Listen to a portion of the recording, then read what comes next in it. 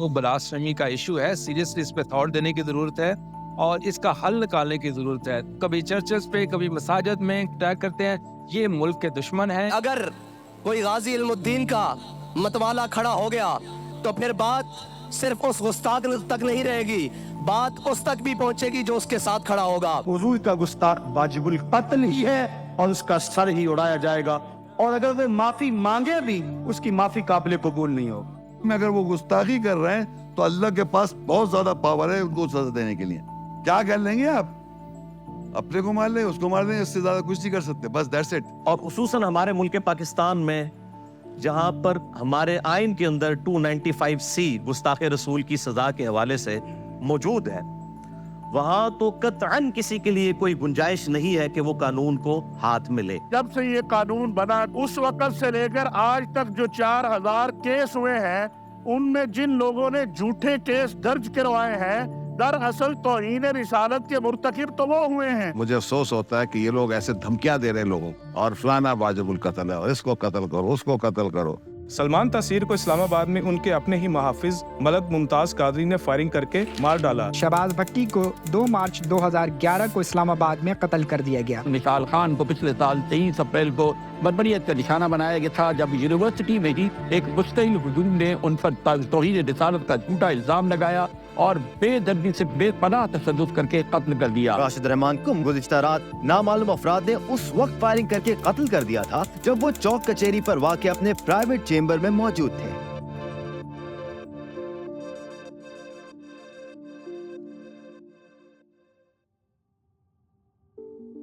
To 2005 اور 2021 کے درمیان میں HRCP نے تقریباً 1136 کیسز ریکارڈ کیے جس میں لوگوں پر توہین مذہب کا الزام لگایا گیا تھا. 2021 میں پولیس ریکارڈز کے مطابق 585 بلاسفیمی کیسز آئے تھے. 85 کیسز ہمارے پاس آئے جن میں آن لائن بلاسفیمی کا الزام لگایا گیا تھا.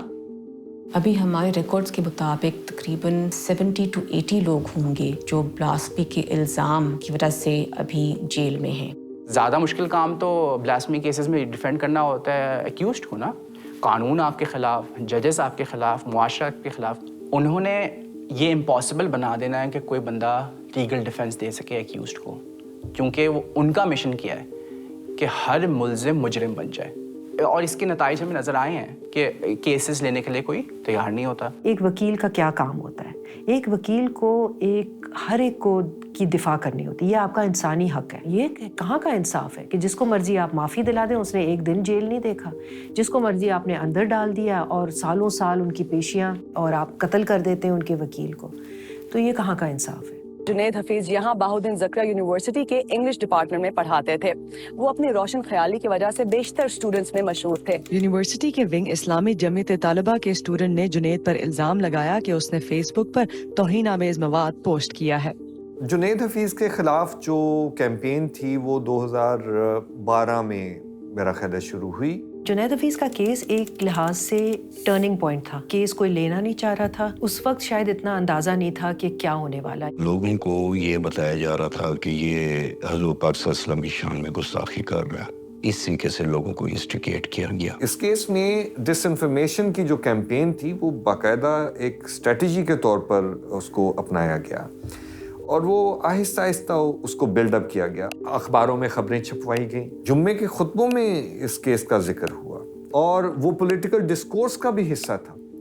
اور اس کے نتیجے میں کوئی بھی وکیل تیار نہیں تھا کہ جنید حفیظ کو ڈیفینڈ کرے، جو کہ اس کا آئینی اور قانونی حق ہے. اور یہ اس صورتحال میں راشد رحمان جو ہیں وہ سامنے آئے اور انہوں نے اپنے آپ کو پیش کیا اور اس کو ڈیفینڈ کرنے کا چیلنج قبول کیا.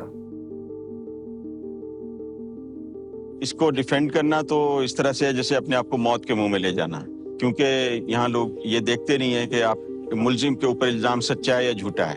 وہ کہتے ہیں بس الزام لگ گیا لہذا فیصلہ کرنے کا اختیار بھی ہمیں مل گیا اور بس اس کو وہی سزا دے دینی چاہیے جو ہم سوچتے ہیں. راشد رحمان صاحب جو ہیں، ہم نے تو ہمیشہ ان کو جانا ہے ایک انسانی حقوق کے وکیل کے طور پہ. وہ خاص طور پہ اس قسم کے کیسز لیتے تھے جو ہیومن رائٹ سے ریلیٹڈ ہیں.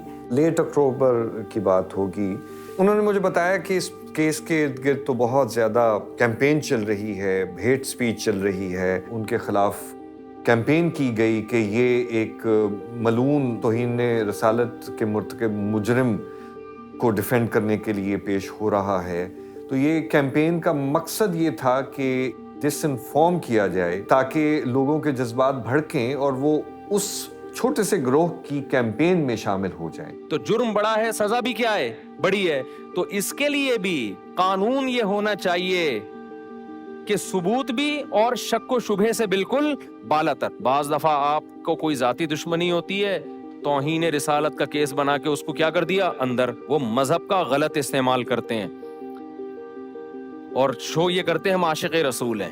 ہیٹ سپیچ کے لیے آپ کو کوئی ثبوت نہیں دینا پڑتا ہے. آپ کو نفرت ہے کسی سے یا آپ کو پسند نہیں ہے تو آپ اس کو ایک لیبل دے دیتے ہیں. جب آپ ڈی ہیومنائز کرتے ہیں ایک کیٹیگری آف پیپل کو، وہ ڈی ہیومنائزیشن سٹارٹ ہے کہ جو بھی ایسوسیٹ کرے گا اس کے ساتھ آپ اس کو بطور انسان دیکھیں گے ہی نہیں، ایٹ لیسٹ ذہنی طور پہ. جب ان کو بطور انسان پیش ہی نہیں کیا جائے گا تو آسان ہو جائے گا لوگوں کی ذہن میں گھس کے یہ بتانا کہ یہ لوگ جو ہیں واجب القتل ہیں ہر طریقے سے. جنید حفیظ کو ایک مانسٹر کے طور پر ڈس انفارمیشن کیمپین کے نتیجے میں پیش کر دیا گیا معاشرے کے سامنے، تو پھر راشد رحمان کو دوسرا مانسٹر بنانا مشکل نہیں رہا. کیمپین چلائی جا رہی ہے کہ یہ وکیل، اس کی تو ایک ہسٹری ہے کہ یہ ایسے مقدمے پکڑتا ہے کہ جو اس کو مشہور کرنے کے لیے ہوں. یہ بین الاقوامی سازش ہے.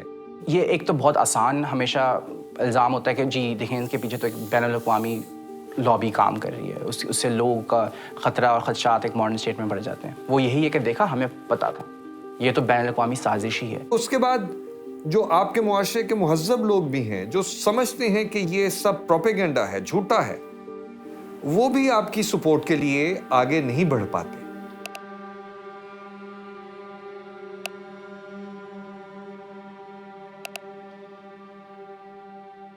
راشد رحمان کی جو فیملی تھی وہ خوفزدہ تھیں کہ ان کو اپنی جان کے لالے پڑ گئے. یعنی یہ بھی خدشہ تھا فیملی پر کوئی الزامات لگا دیے جائیں یا کوئی نشانہ بنایا جائے.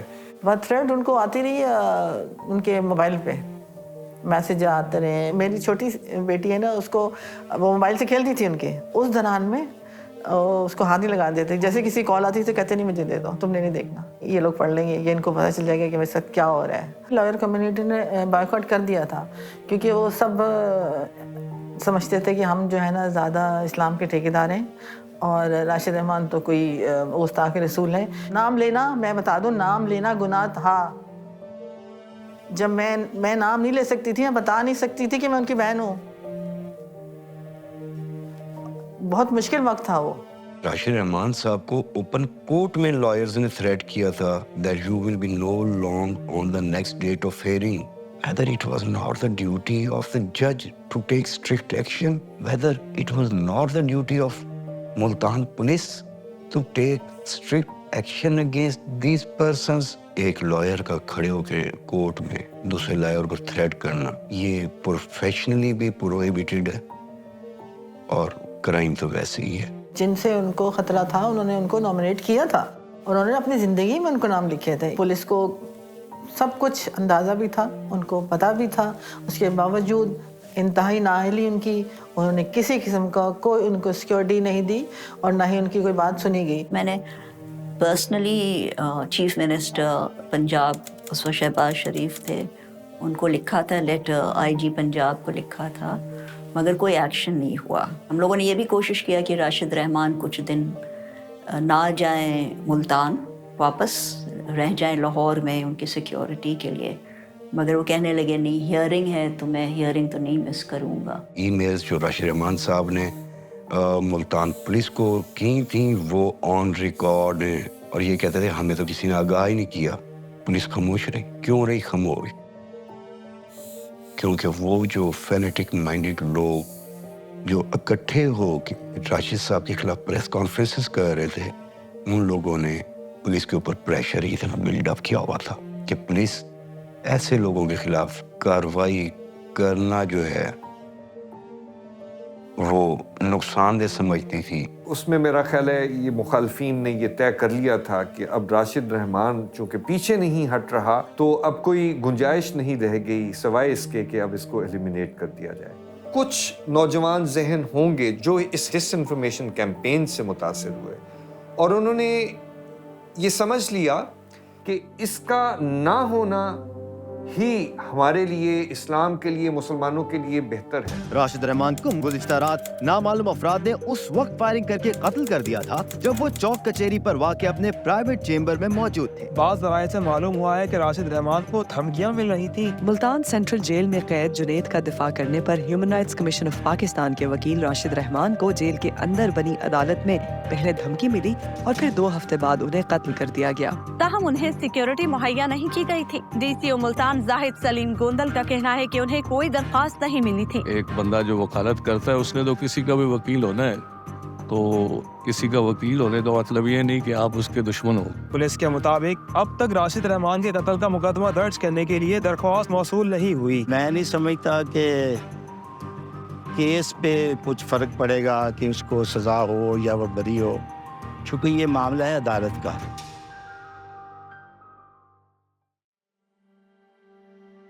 نفرت کا لاجیکل کنکلوژن تو ایکشن ہی ہے. راشد رحمان صاحب یہ تو نفرت کی بنیاد پہ ہی قتل ہوا تھا, ایک فرسٹریشن. یہ مرڈر کی دوسرے یا تیسرے دن کی بات ہے تو ہمارے وکلا نے کافی اس پہ مٹھائیاں بانٹی گئی تھیں اور بہت زیادہ جشن منایا گیا. ہمارے گھر کے بعد باقاعدہ پٹاخے چلائے گئے, ڈھول بجائے گئے. انسان کی جان لینے پہ آپ سیلیبریٹ کیسے کر سکتے ہیں؟ آپ سیلیبریٹ کس چیز کو کرتے ہیں؟ ایک آبجیکٹیو آپ نے پورا کر لیا اس کا. وہ آبجیکٹیو کیا ہے؟ وہ آبجیکٹیو انٹیمیڈیٹ کرنا ہے. وہ آبجیکٹیو ایک خاص قسم کے عشق, غیرت اور مردانگی کو سامنے لے کے آنا ہے, ایک مینوفیکچرڈ خطرہ کریٹ کرنا ہے اور اس خطرے کو ڈیلیٹ کرنے کے بعد, ایکسٹرمنیٹ کرنے کے بعد سیلیبریٹ کرنا ہے. وہاں پر پیمفلٹ تقسیم کیے گئے, اس میں یہ انڈیا دیا گیا کہ اس کو جو بھی ڈیفینڈ کرے گا اس کا انجام یہی ہوگا. اس میں یہ لکھا ہوا تھا کہ راشد رحمان کو جہنم واصل کر دیا گیا اور اس کے ساتھ بالکل صحیح ہوا ہے. کوئی اور بندہ بھی جو توہین رسالت کے کیس میں ملزم کی طرف سے وکیل آئے گا, ہم اس کا بھی یہی حال کریں گے. تو یہ خوف پیدا کرنے کا مقصد ہی یہ ہوتا ہے کہ وہ اپنی خواہش کے مطابق فیصلہ حاصل کرے, لیکن خوف سے انصاف کا قتل کیا جاتا ہے. یہ معاشرے کے لیے زہر قاتل ہے اور یہی ہیٹ سپیچ ہے جو بعد میں فاشزم کی طرف ہمیں لے کے جا سکتی ہے. What does his death mean today for us? کہ جب وائلنس کے سب سے ایکسٹریم میتھڈ استعمال کرنا شروع ہو جائیں قوتیں, یہی وہی پوائنٹ ہوتا ہے جو سب سے فرٹائل ہوتا ہے فار ٹرانسفارمیٹیو پاور. جب تک ہم ہر طبقے کو regardless of their creed, race, gender, religion solidarity نہیں دیں گے اور ان کو اپنے سے برابر نہیں سمجھیں گے, تب تک we can not do justice to the sacrifice جو راشد رحمان نے کیا. And I think his assassination is tragic in that way, that we lost him, that we lost a person who could inspire generations. بہت سارے تو دبا دیے جاتے ہیں, کچھ ایسے ہیں جو رپورٹ ہوتے ہیں اور کچھ ایسے جو عدالت تک بمشکل پہنچ پاتے ہیں. اس کی لڑائی اس شخص کے خلاف بھی ہوگی اور ان رویوں کے خلاف بھی ہوگی جو سوسائٹی میں اور اسٹیٹ کے انسٹیٹیوشن میں پائے جاتے ہیں. اور آپ انصاف کی حیثیت میں دیتے ہیں, آپ ان کو خیرات میں دے رہے ہوتے ہیں, آپ احسان کے طور پہ انصاف کر رہے ہوتے ہیں. احسان کے طور پہ انصاف جو ہے وہ زیادہ ظالمانہ ہوتا ہے.